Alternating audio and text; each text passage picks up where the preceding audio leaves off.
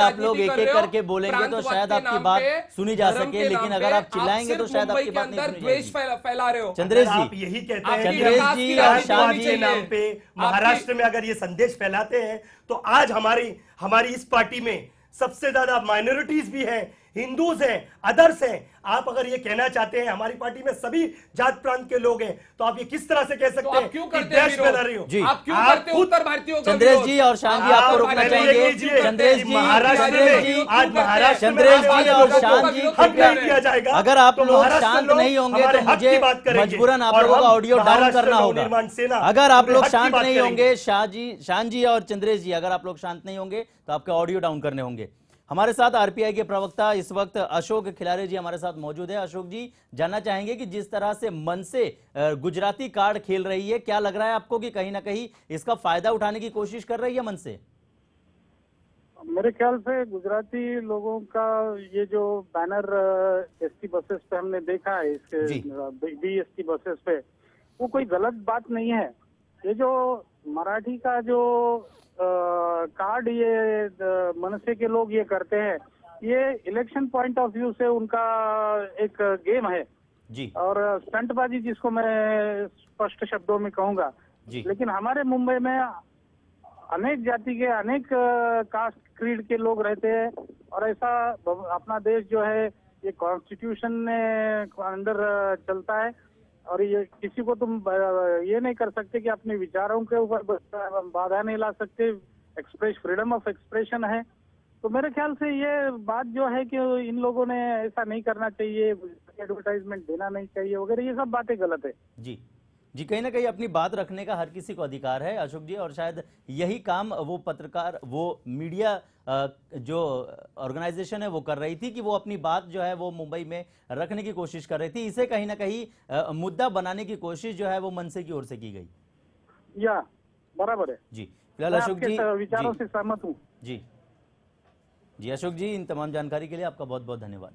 क्या कहेंगे शान जी, क्योंकि जिस तरह से यदि मराठी की बात की जाए, जिस तरह से आप मराठी अस्मिता की बात करते हैं और साथ ही साथ महाराष्ट्रियंस की बात करते हैं, कहीं ना कहीं अगर इस तरह का कोई प्रचार हो रहा था तो आप लोग अपनी ओर से भी कोशिश कर सकते थे, आप लोग भी बैनर पोस्टर बनाकर अपनी बातों को रख सकते थे, लेकिन आप लोग हमेशा ही मारपीट पर उतर जाते हैं। इससे पहले भी जिस तरह से उत्तर भारतीय जब यहाँ पर परीक्षा देने के लिए आते हैं तो आप लोग उन्हें मार पीट कर यहाँ से भगा देते हैं। कहीं ना कहीं यदि मराठियों के लिए आप लोग करना चाहते हैं तो महाराष्ट्रियन के लिए आखिर सुविधाएं क्यों नहीं उपलब्ध कराई जाती? देखिए, हर जगह पर ये सब ज्यादातर चीजें जो जॉब इशू होते हैं जी सेंट्रलाइज से होते हैं। सेंट्रलाइज में ऐसी एक स्कीमें हैं इनके पास कि वो ऑलरेडी ज्यादातर आपको उत्तर भारत, बिहार के लोग यहाँ पे सबसे ज्यादा पाए जाएंगे। आज भी आप मुंबई में, महाराष्ट्र में कहीं भी देखेंगे, रेलवे की स्कीम ले लो, बीएसटी में ले लो, कहीं भी बहुत सारे ऐसे जो गवर्नमेंट सर्वेंट है महाराष्ट्र में के बहुत कम, एक 10%, 15% लोग मिलेंगे। लेकिन कहने का मतलब ये है, जब ये जॉब निकलते हैं तो सबसे पहले फर्स्ट प्रेफरेंस में महाराष्ट्र क्यों नहीं कहा जाता? महाराष्ट्र लोगों को इंटरव्यू के लिए क्यों इंफॉर्मेशन नहीं दी जाती?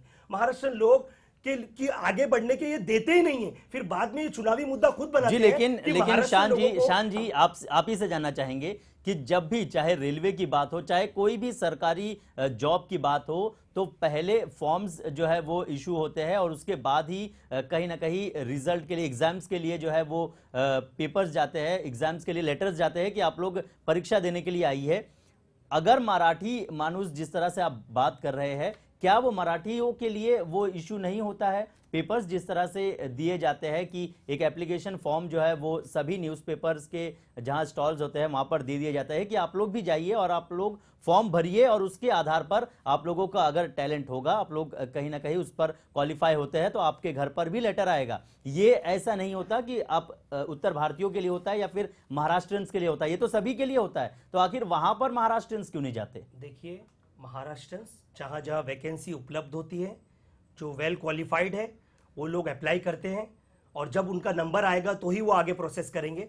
वहां तक कि उनका नाम और नंबर आता ही नहीं है। अदर्स पहले से ही लिस्ट लग जाती है कि उत्तर प्रदेश से इतने लोग आ गए, बिहार से इतने आ गए, गुजरात से इतने आ गए। लेकिन मैं कहना चाहूंगा महाराष्ट्र को कहीं ना कहीं सेंट्रल की तरफ से कहीं ना कहीं नजरअंदाज किया जाता है, जिसकी वजह से आज महाराष्ट्र नवनिर्माण सेना माननीय श्री राज साहब ठाकरे का एक ही काम है कि लोगों को, महाराष्ट्र के लोगों को न्याय दिलाना, काम दिलाना, तरक्की करना, डेवलपिंग करना। लेकिन अदर्स जो रहते हैं सिर्फ मुद्दा बनाए रखते हैं कि राज साहब जाति और प्रांत की बातें करते हैं। मैं कहना चाहूंगा राज साहब न्याय की बातें करते हैं, हक की बातें करते हैं और महाराष्ट्र के विकास की बात करते हैं। आज मैं हक के साथ कहूंगा कि मेरे लीडर हक के लिए लड़ रहे हैं और विकास के लिए लड़ रहे हैं, ना कि अदर्स की तरह जो सिर्फ जात और पात के मुद्दे पर। जी, लेकिन कहीं ना कहीं ये पूरा मामला जो है विवादित जरूर हो जाता है। ये कोई पहली बार नहीं है जब राज ठाकरे ने कोई विवादित बयान दिया हो। इससे पहले भी राज ठाकरे ने कई ऐसी विवादित बयान दिए हैं जिसे लेकर खूब हंगामा खड़ा हुआ है।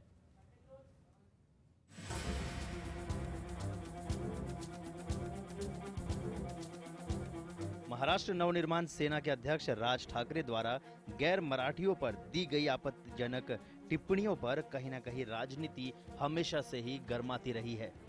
हम आपको दिखाते हैं वो कुछ बयान जो कि राज ठाकरे ने दिया था, जिसके बाद विवाद बढ़ गया था। बिहारियों पर हमला। 2008 के बाद राज ठाकरे ने जनवरी 2012 में भी उत्तर भारतीयों पर प्रहार किया था। राज ठाकरे ने कहा था कि 13 जुलाई 2011 के मुंबई हमलों के मामले में बिहार के कथित चरमपंथियों की गिरफ्तारी से यह दर्शाता है कि इस हमले का बिहार से संबंध था। छठ पूजा के मौके पर विवादास्पद बयान। महाराष्ट्र नवनिर्माण सेना के प्रमुख राज ठाकरे ने 3 नवंबर 2011 को चेतावनी दी थी कि यदि कांग्रेस और समाजवादी पार्टी के नेताओं ने उत्तर भारतीयों पर दया दिखाते हुए मराठियों के संबंध में गैर जिम्मेदाराना बयान देना जारी रखा तो यहां दंगे हो सकते हैं। इन नेताओं को दोषी ठहराते हुए ठाकरे ने कहा था, छठ पूजा जैसे त्योहार आयोजित कर उत्तर भारतीय बनाम मराठी के नाम पर राजनीति की जा रही है। नौकरी के मुद्दे पर निशाना। राज ठाकरे ने मार्च 2014 में भी कहीं ना कहीं उत्तर भारतीयों को निशाना बनाया था। मार्च 2014 में उत्तर भारतीयों पर निशाना साधते हुए राज ठाकरे ने कहा था, अगर बिहार और यूपी से आकर कोई यहाँ के लोगों की नौकरी छीनेगा तो वह उन्हें फिर से मारेंगे। अमर जवान स्मारक पर बयान। मनसे अध्यक्ष राज ठाकरे ने सितंबर 2012 में भी बिहारियों के खिलाफ विवादास्पद बयान दिया था। राज ठाकरे ने चेतावनी दी थी कि अमर जवान स्मारक तोड़ने वाले आरोपी को बिहार से गिरफ्तार करने वाली मुंबई पुलिस टीम पर कार्रवाई हुई तो राज्य से सभी बिहारी घुसपैठियों को भगा दिया जाएगा। ऑटो चालक पर विवादास्पद बयान। अक्टूबर 2011 में राज ठाकरे ने यूपी बिहार के ऑटो चालकों पर निशाना साधते हुए कहा था कि अगर यूपी बिहार के ऑटो वाले यात्रियों से ज्यादा पैसे लेंगे और उनसे बदतमीजी करेंगे तो उनकी अकल ठिकाने लगाने का काम उनके पार्टी अपने हाथ में ले लेगी। ये कुछ ऐसे बयान थे जो राज ठाकरे ने दिए थे, जिसके बाद मामला काफी गंभीर हो गया था। अब राज ठाकरे की ओर से गुजरातियों पर साधे गए निशाने के बाद फिलहाल क्या कुछ मामला राजनीतिक तूल पकड़ेगा, ये देखने वाली बात होगी। Bureau report, lemon news.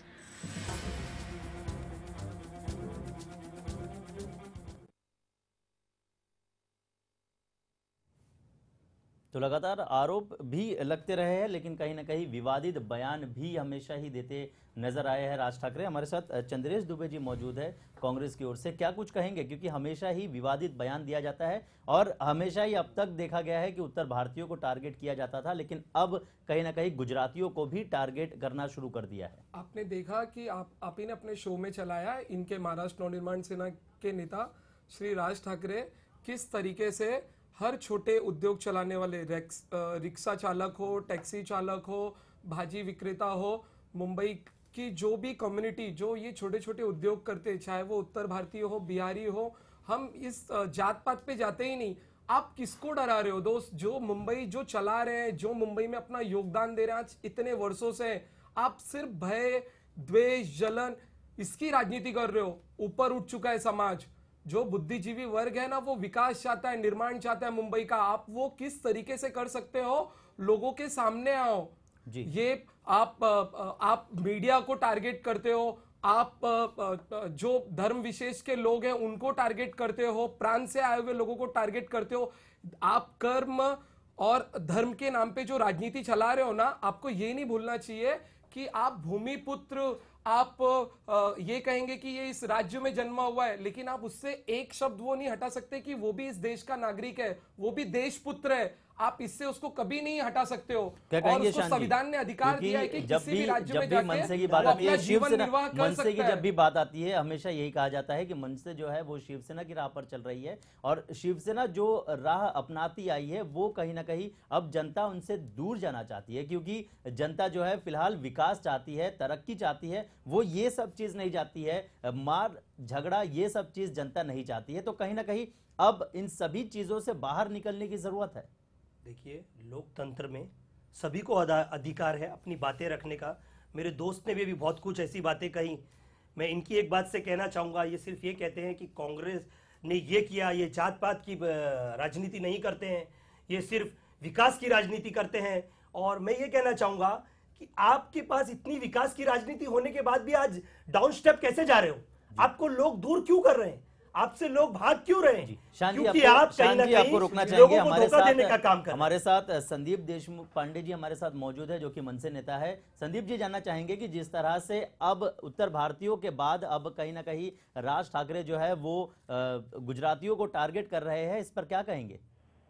ऐसा कुछ नहीं है, कोई भी कम्युनिटी को टारगेट करने की कोई बात नहीं कही गई थी। सिर्फ आक्षेप एक एडवर्टाइजमेंट के ऊपर था, जो आक्षेप हमने लिया, जो बेस्ट प्रशासन ने मान्य किया, एडवर्टाइज की गई है, हमारे हिसाब से वो इश्यू अभी खत्म हुआ है। जी, लेकिन हमेशा ही देखा जाता है कि जब भी चुनाव आने होते हैं तो कहीं ना कहीं मुद्दा जो है वो ढूंढा जाता है, और छोटी से छोटी बात को भी कहीं ना कहीं मुद्दा बनाने की कोशिश जो है वो की जाती है। ऐसा कुछ नहीं है, उसमें मुद्दा क्या, जो अबे हमने तो थोड़ी कहा था संदेश पेपर को कि ऐसे ऐड आप करो जी, उन्होंने ऐड की, जो हमें गलत लगी उसके ऊपर हमने बेस्ट प्रशासन में जो हमें हक दिया गया है उस हिसाब से आक्षेप लिया। बेस्ट प्रशासन ने आक्षेप जो था हमारा वो एक्सेप्ट किया, एडवर्टाइज निकाल दी। अभी उसमें इश्यू कौन क्रिएट कर रहा है? जी, लेकिन तो संदीप जी, जहां तक यदि बात की जाए बाकी पार्टियों की, एनसीपी की यदि बात की जाए तो एनसीपी फिलहाल ये आरोप लगा रही है कि क्योंकि विधानसभा चुनाव नजदीक आ रहे हैं और ऐसे में मनसे जो है वो कहीं ना कहीं मुद्दा बनाकर खबरों में रहना चाहती है। ऐसा है, कोई भी टॉम डिक एंड हैरी कोई भी आरोप करे रोज, तो उसके ऊपर उसका जवाब देना मुझे लगता है कोई जरूरी नहीं है। जी, संदीप जी, फिलहाल बहुत बहुत शुक्रिया हमसे जुड़ने के लिए। कहीं ना कहीं कोशिश जो है वो लगातार जारी है। कांग्रेस की ओर से हमारे साथ गुजराती वर्ग के कांग्रेस की ओर से जो नेता है उपेंद्र जोशी जी हमारे साथ जुड़े हुए हैं। उपेंद्र जी, जानना चाहेंगे कि जिस तरह से गुजरातियों को अब टारगेट किया जा रहा है, क्या कुछ कहेंगे? मेरा ऐसा मानना है कि शिवसेना का अग्रलेख में पहला गुजरातियों को टारगेट किया जी, उसके बाद बीएसटी कमेटी में मनसे ने गुजराती न्यूज़पेपर को टारगेट किया जी। ये भारतीय घटना जो बाबा साहेब अम्बेडकर ने लिखी हुई है जी, इसके ऊपर डायरेक्ट प्रहार है। मैं ऐसा मानता हूं कि कल तो इन लोग का नया फतवा आएगा शिवसेना मनसे का जी, कि गुजराती पेपर में अभी गुजरात का समाचार नहीं आना चाहिए, खाली महाराष्ट्र का समाचार आना चाहिए। हिंदी पेपर में यूपी बिहार का समाचार नहीं आना चाहिए, खाली महाराष्ट्र का समाचार आना चाहिए। महाराष्ट्र का समाचार आना ही चाहिए, लेकिन ये कोई जबरदस्ती वाला काम नहीं होना चाहिए जी। तो कहीं ना कहीं कोई जबरदस्ती का काम जो है वो नहीं होना चाहिए। फिलहाल उपेंद्र जी, अपनी बात रखने के लिए बहुत बहुत शुक्रिया। तो कहीं ना कहीं कोशिश जो है वो पूरी की जाती रही है कि कोई भी मुद्दा जो है वो बनाया जाए। हालांकि इससे अब मनसे को कितना फायदा होगा ये देखने वाली बात होगी। फिलहाल हमारे साथ चंद्रेश दुबे जी जुड़े हुए थे और साथ ही साथ शान इलाही जी जुड़े हुए थे। आप दोनों का ही बहुत बहुत धन्यवाद। तो कहीं ना कहीं यदि बात की जाए मनसे की ओर से जिस तरह से कोशिश की जा रही है, अब इसका सीधा फायदा मनसे को होता है या नहीं होता है, और यदि ये पूरा मामला आगे क्या कुछ तूल पकड़ता है, ये फिलहाल देखने वाली बात होगी। फिलहाल हमारे इस खास पेशकश में बस इतना ही। तो मुझे यानी सलामत अली और मेरी पूरी टीम को दीजिए इजाजत। नमस्कार।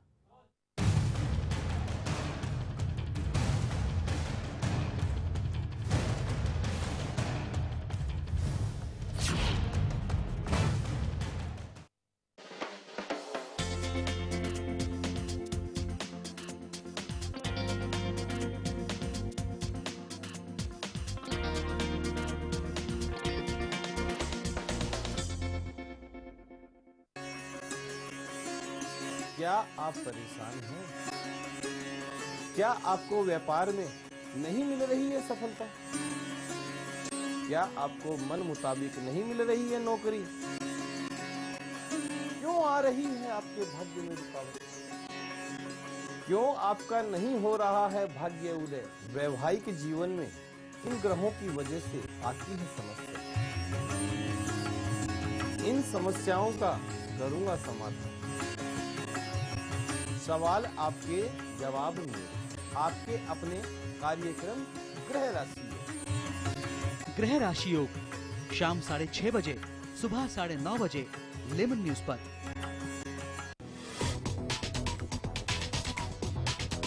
मौजूद हैं उत्तर प्रदेश के young, dynamic and hard working chief minister Shri Akhilesh Yadav ji. बड़ा लंबा सफर आपका था सर, आपने पूरी लगभग शर्माइकल से 10 या 15 किलोमीटर आपने साइकिल चलाई थी वहाँ पे। आपका कॉन्फिडेंस लेवल उस समय था कि हम सरकार बनाने जा रहे हैं 2012 में और मजबूत तरह से बनाएंगे। नोएडा से लेकर के आगरा वाला एक्सप्रेस वे जब मैं साइकिल का आंदोलन कर रहा था, मुझे उस समय की सरकार ने, उस समय के प्रशासन ने चढ़ने नहीं दिया था। और जब चढ़ने नहीं दिया था तो मैंने उस समय कहा था कि समय आएगा जब उद्घाटन भी समाजवादी पार्टी करेगी। उत्तर प्रदेश के मुख्यमंत्री अखिलेश यादव से खास बातचीत।